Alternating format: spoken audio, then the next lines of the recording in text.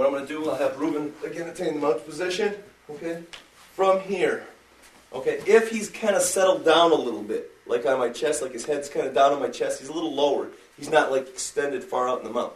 I'm going to take my thumb, I'm going to hold the back of his head with my left hand and drive my thumb into the area of the carotid artery, which is going to actually cause his chin to kind of come in even more toward his chest, okay?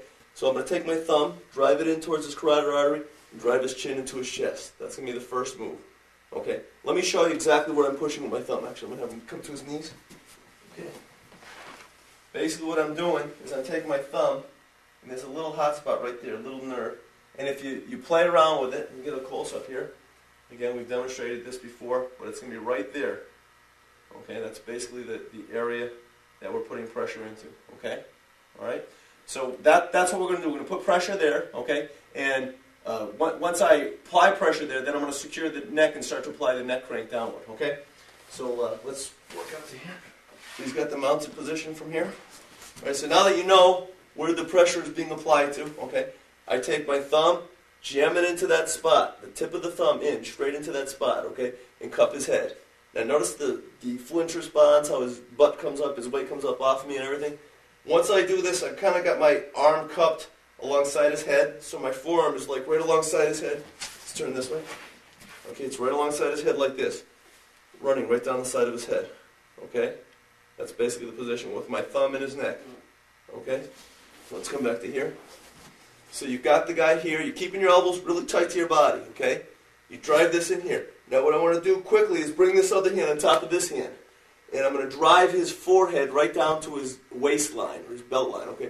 I'm going to drive it and push off my feet and push this way. Okay? Now from there, if you want to boot the guy or kick him or whatever you want for an option, that's fine, but you've got him off of you and off of the mount. So that's just one way to break the mounted position. You can go to grounded defense where I could, from here, I could use my feet or whatever to keep him off of me. So, from here. So he's on top. So from here, once I got my opponent, he struggled, I just want to take this thumb, slip it in here, drive that right up, and come back to here. Okay, so you just start to use your feet, and it's kind of like bicycle kicking or whatever, but just to keep him off of you, okay? All right, so from over here, he's on top. All right, take your thumb, you just kind of slip in, feel that spot, okay? Push in, drive his head down. Once his head is like in a painful position, you're going to push it straight down and scoot out with your butt. Scoot out. Turn your feet towards him. And you can fire your shots from there. Okay? Once again, from a different angle. Okay? The thumb goes into the nerve. Okay? I pull his head down. Hand goes on top here. I drive his head down hard, and I scoot out at the same time. I'm back to there. Okay? And that's going to be the neck crank, push away defense for the mounted position.